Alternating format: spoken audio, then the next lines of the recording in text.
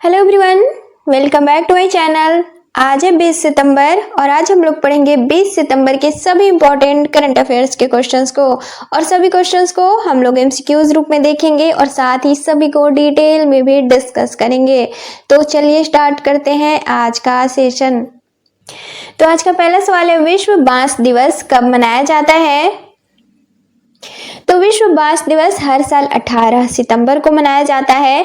दरअसल इसकी शुरुआत साल 2009 में वर्ल्ड बैम्बू ऑर्गेनाइजेशन द्वारा थाईलैंड की राजधानी बैंकॉक में आयोजित 8वें विश्व बांस कांग्रेस के दौरान की गई थी और इस दिवस का मुख्य उद्देश्य है लोगों के बीच जागरूकता फैलाना कि बांस केवल एक पौधा मात्र नहीं है, बल्कि यह पर्यावरण संरक्षण, साथ ही सामाजिक आर्थिक विकास और इसके अलावा सांस्कृतिक महत्व और साथ ही नवाचार में भी बांस का महत्वपूर्ण योगदान है।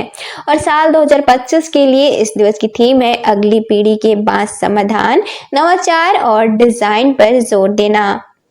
तो आंसर हो जाएगा ऑप्शन डी 18 सितंबर। अगला सवाल है, हाल ही में राष्ट्रीय भूतापीय ऊर्जा नीति किस मंत्रालय द्वारा शुरू की गई है? तो हाल ही में केंद्र सरकार द्वारा विकसित, विश्वसनीय और साथ ही सतत भूतापीय ऊर्जा स्रोतों को विकसित करने के उद्देश्य से एक नीति जारी की गई है, जो कि है राष्ट्रीय भूतापीय ऊर्जा नीति। अब यह है क्या भूतापीय ऊर्जा नीति? तो दरअसल भूतापीय ऊर्जा यह पृथ्वी की आंतरिक गर्मी का उपयोग है, जैसे कि गर्म झरने, गर्म पानी या फिर पानी की भाप जो कि जमीन के अंदर से निकलते हैं, जिससे कि बिजली उत्पादन, हीटिंग, कूलिंग, कृषि, साथ ही मत्स्य पालन आदि में इस्तेमाल किया जा सकता है। और इस नीति का लक्ष्य भी है नवीकरणीय ऊर्जा के वर्गीकरण में विविधता लाना और साथ ही देश के नेट जीरो उत्सर्जन लक्ष्य, साथ ही स्वच्छ ऊर्जा लक्ष्य और ऊर्जा सुरक्षा को मजबूती देना। तो आंसर हो जाएगा ऑप्शन बी नवीन एवं नवीकरणीय ऊर्जा मंत्रालय। अगला सवाल है, हाल ही में भारत के पहले पीएम मित्रा पार्क का निर्माण कहाँ किया गया है? तो पीएम मित्रा पार्क, तो दरअसल हाल ही में इसका निर्माण मध्य प्रदेश के धार जिले में किया गया है। इसका पूरा नाम है prime minister mega integrated textile reason and appeal park. यह 2158 एकड़ भूमि क्षेत्र में फैला है। इस पे लागत कितनी आई है? तो 2100 करोड़ रुपए और यह वस्त्र और परिधान उद्योग की योजना है। इसका मुख्य उद्देश्य है भारत में टेक्सटाइल सेक्टर को आधुनिक, एकीकृत और साथ ही वैश्विक स्तर पर प्रतिस्पर्धी बनाना। अब इससे फायदे क्या होंगे? तो राज्य में लगभग 3 लाख रोजगार का सृजन होगा, जिनमें कि 1 लाख प्रत्यक्ष और 2 अप्रत्यक्ष तौर पे लाभान्वित होंगे। तो आंसर हो जाएगा ऑप्शन ए मध्य प्रदेश। अगला सवाल है, हाल ही में T20 इंटरनेशनल क्रिकेट में नंबर 1 बॉलर बनने वाले भारत के तीसरे खिलाड़ी कौन बने हैं? तो हाल ही में आईसीसी द्वारा T20 इंटरनेशनल क्रिकेट के लिए रैंकिंग जारी की गई है, जिसमें कि पुरुष क्रिकेट में नंबर 1 बॉलर बने हैं वरुण चक्रवर्ती, जो कि अन्य इनसे पहले हैं जसप्रीत बुमराह और रवि बिश्नोई। दरअसल T20 में नंबर 1 बॉलर बनने वाले तीसरे भारतीय बने हैं वरुण चक्रवर्ती। इससे पहले हाल ही में महिला वनडे क्रिकेट में नंबर 1 बल्लेबाज बनी है स्मृति मंधाना, जो कि 6 सालों के बाद नंबर 1 स्थान पे पहुंची हैं। तो आंसर हो जाएगा ऑप्शन सी वरुण चक्रवर्ती। अगला सवाल है, हाल ही में एशिया के पहले महिला कैंसर उपचार केंद्र का उद्घाटन कहाँ किया गया है? तो हाल ही में एशिया के पहले महिला कैंसर उपचार केंद्र का उद्घाटन नई दिल्ली में किया गया है। किसके द्वारा किया गया है? तो मुख्यमंत्री रेखा गुप्ता के द्वारा।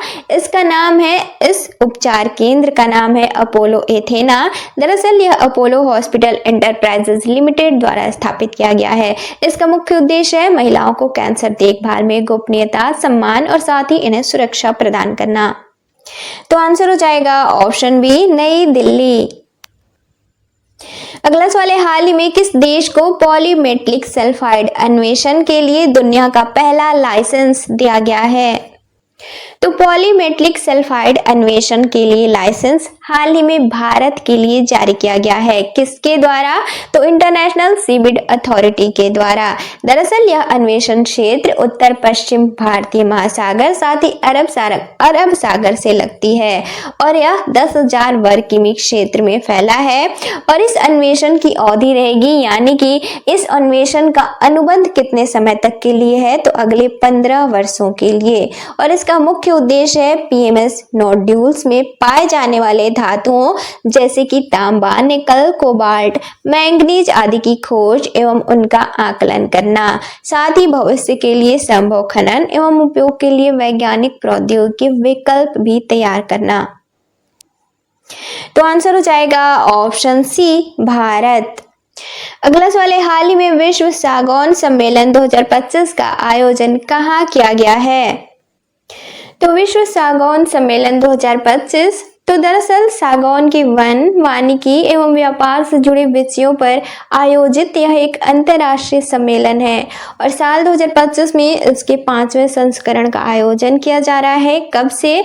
तो 17 सितंबर से किया जा रहा है और 20 सितंबर यानी कि आज तक चलेगा। और इसका आयोजन कहाँ किया जा रहा है? तो केरल के कोच्चि में और भारत में यह पहली बार आयोजित किया जा रहा है। इसमें भागीदारी किनकी रही है? तो 40 देशों से विशेषज्ञ एवं प्रतिनिधि इसमें शामिल हो रहे हैं। तो आंसर हो जाएगा ऑप्शन बी, कोच्चि। अगला सवाल है, एससीओ शिखर सम्मेलन 2027 की मेजबानी किस देश द्वारा की जाएगी? तो एससीओ शिखर सम्मेलन 2027 की मेजबानी पाकिस्तान द्वारा की जाएगी और हाल ही में एससीओ शिखर सम्मेलन संपन्न हुआ था जिसका आयोजन चाइना के तियानजिन में किया गया था। इसकी अध्यक्षता चाइना के राष्ट्रपति शी जिनपिंग के द्वारा की गई थी और इसका आयोजन 31 अगस्त से लेकर 1 सितंबर तक किया गया था और यह इसका 25वां संस्करण था और इसका विषय या फिर थीम था one earth, one family and one future और साल 2025 को एससीओ वर्ष ऑफ सस्टेनेबल डेवलपमेंट भी घोषित किया गया है। तो आंसर हो जाएगा ऑप्शन डी, पाकिस्तान। अब एससीओ तो इसका पूरा नाम है शंघाई कोऑपरेशन ऑर्गेनाइजेशन, शंघाई सहयोग संगठन। इसकी स्थापना 15 जून साल 2001 को की गई थी और इसका मुख्यालय चाइना के बीजिंग में है और इसकी आधिकारिक भाषा है रशियन और चाइनीज और इसमें पूर्ण सदस्य देश हैं 10। ये 10 देश कौन से हैं?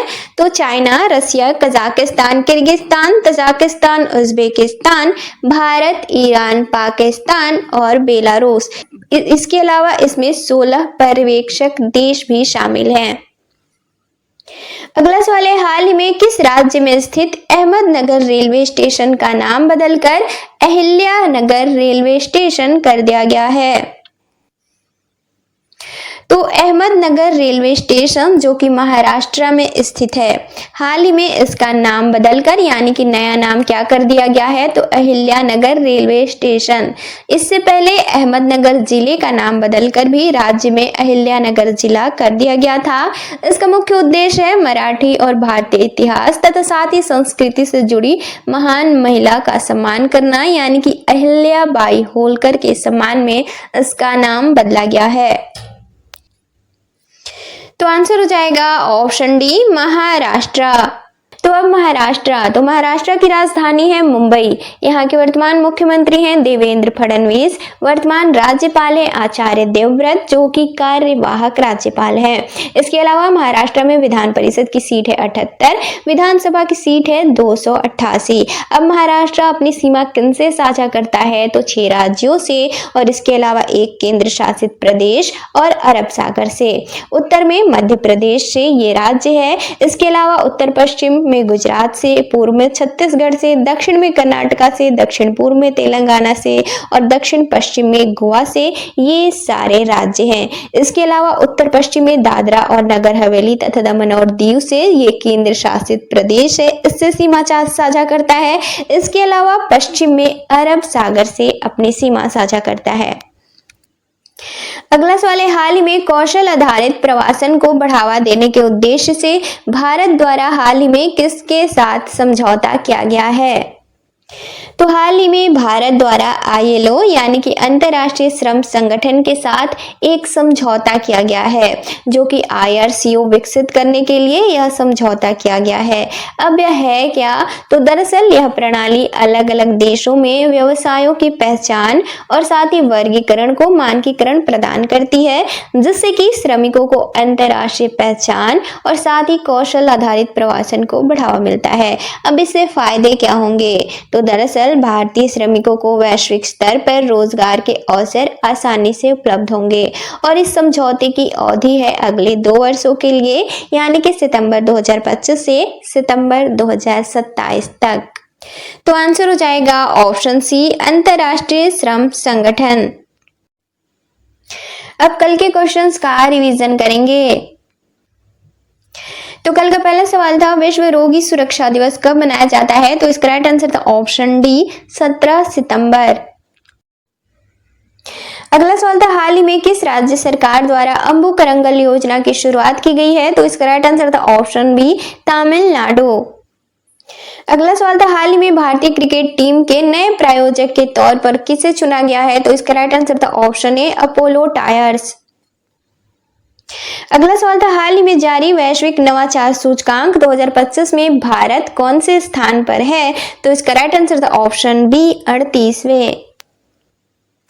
अगला सवाल था, हाल ही में संन्यास लेने वाले सैमुअल उमटीटी किस खेल से संबंधित हैं? तो इसका राइट आंसर था ऑप्शन डी, फुटबॉल। अगला सवाल था, हाल ही में American society of mechanical engineers हौले पदक से किस भारतीय को सम्मानित किया गया है? तो इसका राइट आंसर था ऑप्शन बी, बाबा एन कल्याणी। अगला सवाल था, हाल ही में सिरारा खोंग हथई मिर्च महोत्सव का आयोजन कहाँ किया गया है? तो इसका राइट आंसर था ऑप्शन बी, मणिपुर। अगला सवाल था, हाल ही में 78वां हैदराबाद मुक्ति दिवस कब मनाया गया है? तो इसका राइट आंसर था ऑप्शन सी, 17 सितंबर। अगला सवाल था, हाल ही में बिम्स्टेक युवा नेताओं के शिखर सम्मेलन 2025 का आयोजन कहाँ किया गया है? तो इसका राइट आंसर था ऑप्शन डी, गुवाहाटी। और कल के सेशन का लास्ट क्वेश्चन था, फ्रीडम एज सैन्य अभ्यास 2025 का आयोजन कहाँ किया जा रहा है? तो इसका राइट आंसर था ऑप्शन बी, दक्षिण कोरिया।